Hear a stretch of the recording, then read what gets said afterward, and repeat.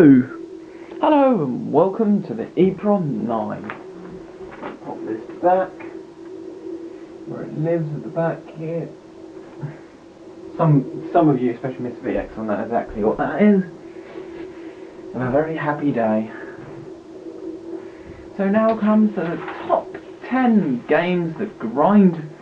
things about gaming that grind my gears, or as they put it, things about gaming you hate. I would say not all of them are so much on a hate level, but grind my gears would be a more appropriate thing, because as people say, hate is quite a strong word, although there are things I don't particularly like. Hate might be a bit strong for some of them, like, well, hate some of them, yes, others dislike. I don't absolutely hate them with all my power. So the top thing on the list that I do actually hate is updates. Now, a prime example of this was when I got Battlefield 3, which is a fantastic game made by EA, who come out with good gems, absolute excellent gems of games every now and again, such as Battlefield or Dead Space, but most of the time they produce absolute crap, such as FIFA 2000, FIFA 2001, FIFA 2003, FIFA 2004, FIFA 2005, FIFA 2006, and you know how it goes up until, well, they've probably got a FIFA 2012 out now, which is... how many bloody variations of football are there? There's none, it's just all the same game. Don't even try to argue its case. But updates. The prime example of this is Battlefield 3, because I got it. Now, generally when you get a game, you know, you stick it in the PlayStation, you stick it in the N64, switch on, there you go. Maybe you have to go for a little disc load inside, that's it. Not on Xbox 360s. Even PSP, where is it? Where's the PSP? It's guilty of this, but PSP is not as bad.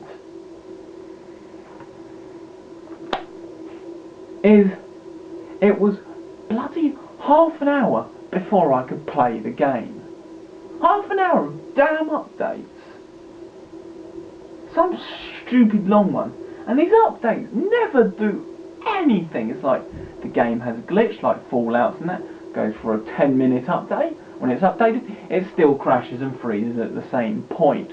What is the point? Unless you're going to fix something, don't bother. In fact, here's a better idea.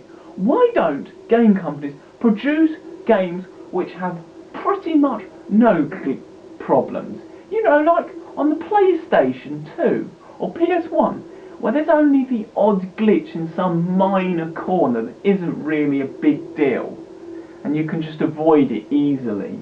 You only get caught out once by them by a lot of the time. Unless you scratch your disc, you're not going to hit any problems. Oh, yes, that's another thing. I hate that. Number 2 is glitchy games. It's not so much because the games can actually be absolutely bloody excellent, but the glitchy culprits have to be the Fallout engine. I have never seen a worse engine. Corrupting save files, not loading certain areas, or it will load at one point, won't load, you start a new file, you can access that area again. What's that all about? Crashing, freezing, causing weird errors on the Xbox, graphical glitches, these are all things that happen on bloody Fallout, and it's such a good game and it just ruins it. Even just things in the quest that leave quests uncompletable. It's just bloody annoying. Number 3, time limits. Pretty much every platformer, 2D platformer, is guilty of this. There's a few that aren't. Could there be? Oh, they don't add anything to the game. They're pointless. They do absolutely nothing to it, and they kill you unfairly. And quite often, they give you a time limit that is actually impossible to complete the level in. Well done. Time limits are just something that should not exist. And Simpsons Hit and Run is guilty of the time limit missions. Pretty much every mission in that is time limits, and it's why I've never ever completed the game. I think I ended up trading it in. It's a good game, but I just got sick of the bloody time limits because they were so ridiculous. You could not actually complete the missions unless you know every single shortcut in the whole game. Look, I play games a lot, but I don't play them enough that I spend my entire waking life on them. In fact, I don't even play them a lot at uni anymore. I play them more at home. 4. This pretty much applies to every single game on release date. Overpricing. I can tell you now, a game is not worth 50 effing quid. Or 40 quid. I mean, what's that getting close to? That's getting close to $60, $100 for US folk. Australia even more, because the Australian dollar is weaker than the US dollar. And the pound is the strongest currency in the world as far as I know. I've never seen one stronger. So it's a lot of money. It's ridiculous money. I'm one of those, unless it's someone's birthday and they've asked for that game, like my brother, that's generally who it is, unless they've asked for that game, or the game is really good, that the majority, I wouldn't say any game's really worth that much. The only exception I actually brought for myself at full price was Portal 2, and that was fantastic. And then I brought one for brother and that, and it's fair enough for birthdays, but it's still 40, 50 quid. It's far too much. You look at the prices Call of Duty's go, they go there. It's crazy money. No, that's not good. It's just wrong. It shouldn't be that way.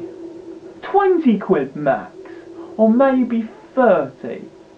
That's what I remember the max being on the PlayStation 2.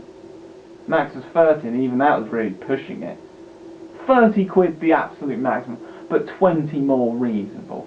I normally get them down when they get down to about 15 quid. That's normally when I buy my games. I'm not paying that much. No, it's just not right.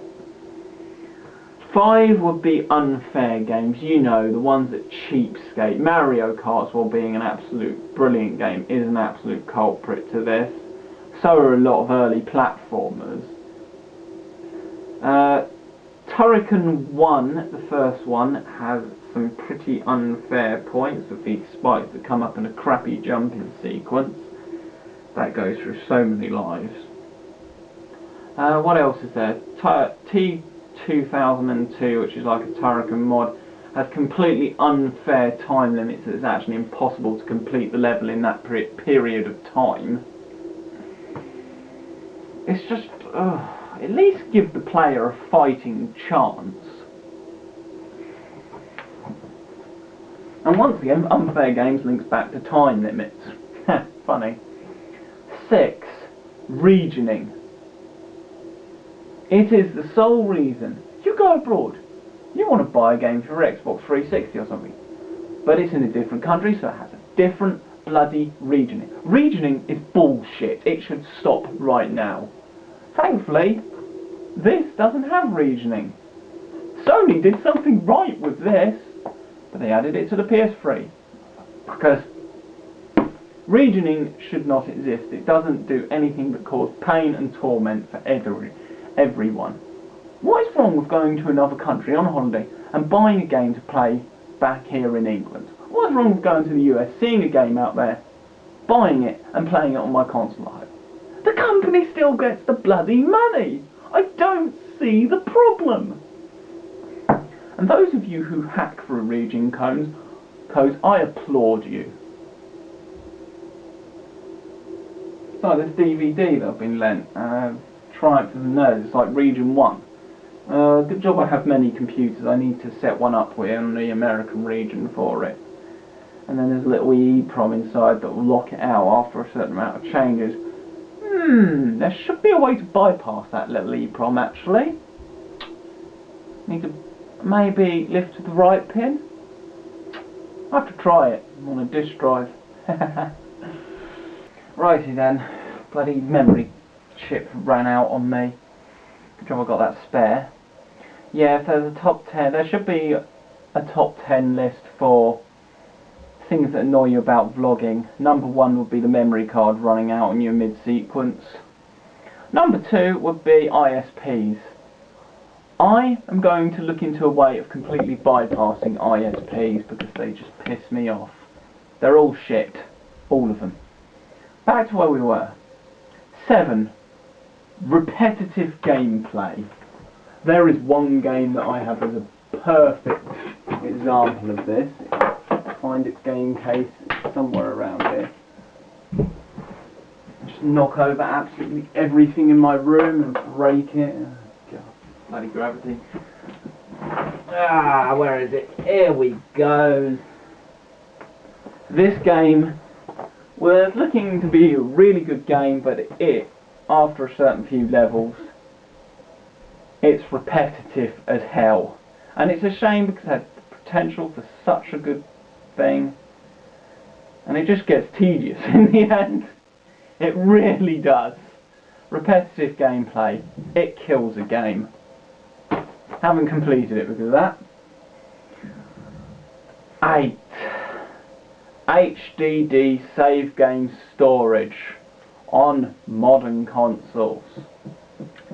Now if you're like me, very computer savvy, which most of you are, you will know hard drives are one of the most 3 unreliable parts in a computer, topped by the power supply, the hard drive, and then the motherboard. They're the second component to fail most. And when you've got loads of downloadable content and lots of saved games on there, you do not want that to die, and it will, because it's a hard drive and hard drives are great at dying. What is wrong with memory chips? You know, like the flash card on the PlayStation series. That chips, as long as they're not abused, they last forever. Why hard drive storage? Or at least if you're going to force us to use hard drive storage, at least give us a backup alternative so we can back our stuff up. 9. Where's 9? Long loading times. Often in PCs, due to the game is too powerful for your PC, which is fair enough, but it's still a pain in the bloody arse. The point where you can go off, have a wee, have a poo, have dinner, come back, and your game's almost done. Or halfway through, and it's just There's one culprit on the PS1 that I can bring up as an excellent example, but I can't remember the name of the game. But it's like this pirate ship game, and it's like top-down view, and you're manoeuvring a pirate ship through essentially a course, and there's all these cannons and stuff firing from the sides. And it's actually quite a good fun game. It's like this cartoony pirate, I can't remember what it's called. I don't think I have it here at the uni. I don't even know if we have it anymore, because my brother traded in a load of PS1 games when the PS2 came out. Might have been one of the trade-in victims. And it is just annoying. Long loading times. Especially on consoles, it's unnecessary. And this also links to when you die, the game reloads a level. Why? If other games can do it, why can't you? Why can't this game do it where they don't have to reload the whole bloody level? I don't want to go for another loading sequence. A lot of modern games are culprits of this loading thing, although a fair few use checkpoint systems, but it's still a pain in the arse. And then number 10, Peach on Mario Kart N64. Could there be any more of an annoying bitch of a character? Every time she passes you, thank you, and always seems to nick bloody first place unfairly off you. Which links back to unfair gameplay. Funny how loads of these link together in a big network. Mesh network, in fact. Ah, yes, network terminology. And that is all. The 10 things that annoy me. There are a few more minor things. 10 things that grind my gears about gaming. Thanks for watching. I'm not going to ramble anymore because this card likes to cut out because it only likes to record in 2 gig segments. Thanks for watching.